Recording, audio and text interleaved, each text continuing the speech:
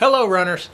At a recent 100-mile race on day 2 after sunrise, I would have been at about 83 miles in when I came upon a runner who was really struggling, about to fall over actually. So I sped up, caught up to him, and he immediately said, "Oh wow, I can't stay awake."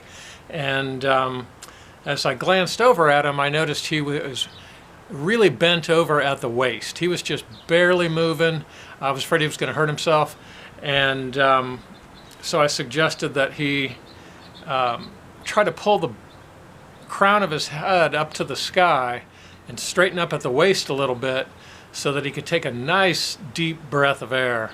And we talked about Born to Run and Chi running. Based on how he was running at that time, that he was so tired, he was probably starving his brain of about 25% of the oxygen it should have been getting.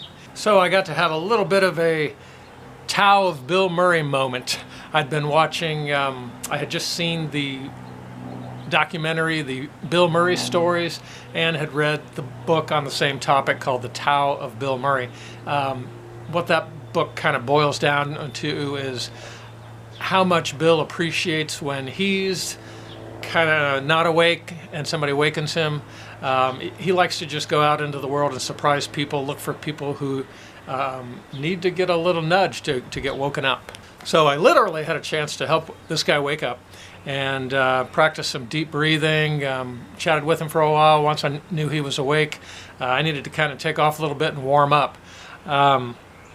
Saw the same gentleman a little while later at an aid station on the out and back course, and he was like a new man. That situation sort of reminded me of something I witnessed maybe 6 or 8 years ago at a middle school track meet. I was working as a volunteer timer, and there was a tall, thin girl running, I believe it was a 1600, so 4 loops around a track, and she was absolutely miserable, in tears. She was overstriding, hunched over big time at the waist, leaning forward, and basically doing everything wrong. Sadly, I'm assuming that she went on to absolutely hate running. I was not at a point where I could stop what I was doing and try to coach her on her running technique, and I really didn't notice any other coaches trying to help out, but the solutions were really simple. She simply needed to tighten up her stride, take shorter, faster steps, straighten up from her waist, take much deeper breaths into her core, and had somebody taught her those simple things, she might love running. In the bestseller Born to Run, page 214, chapter 28, that's where he gets into our how humans evolved to become the best two-legged distance running mammals ever known. When you study the biology of a rabbit or a mountain lion, it's evident that everything about their design is to ensure the maximum delivery of oxygen to their blood system.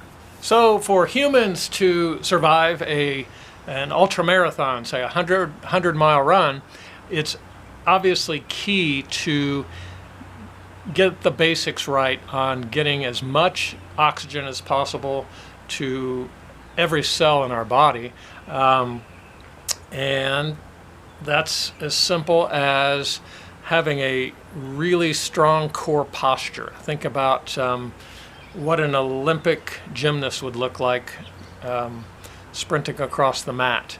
You want that super strong core with the crown of the head nice and tall, till the chest is opened up, and we are breathing deep into our lower abdomen with those lower ab muscles somewhat tightened up, just not too tight. And also key is taking those deep breaths, and when exhaling, try to get all the air out. Oftentimes we're breathing without thinking about really emptying out the lungs.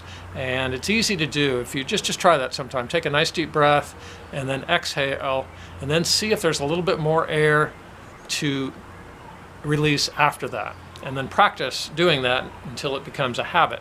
Having stale air in your lungs is not going to do you a whole lot of good at a 100-mile race. Satguru is a mystic, a yogi from India with an absolutely huge following, and he likes to remind people that every day on Earth, about 250,000 people who were breathing yesterday are not breathing today. So if you're watching this, if you are breathing, smile and be grateful.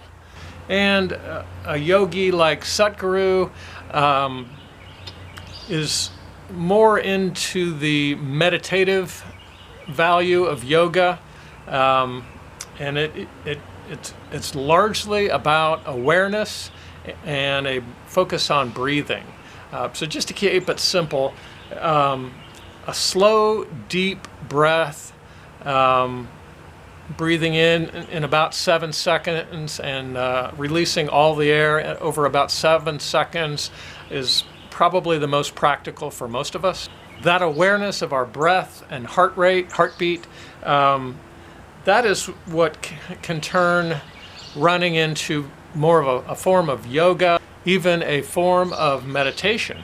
So that's it. Just a reminder that as runners, a big part of what we're doing is turning our bodies into an oxygen delivery system. If you get into trouble during a race, just get back to the basics: posture and breath. It seems to be about time for me to read this one again, cover to cover. Chapter 28 is fascinating in getting into how we evolved, why so many people now hate running. It's pretty fascinating to read these theories on how and why our bodies evolved to become better distance runners.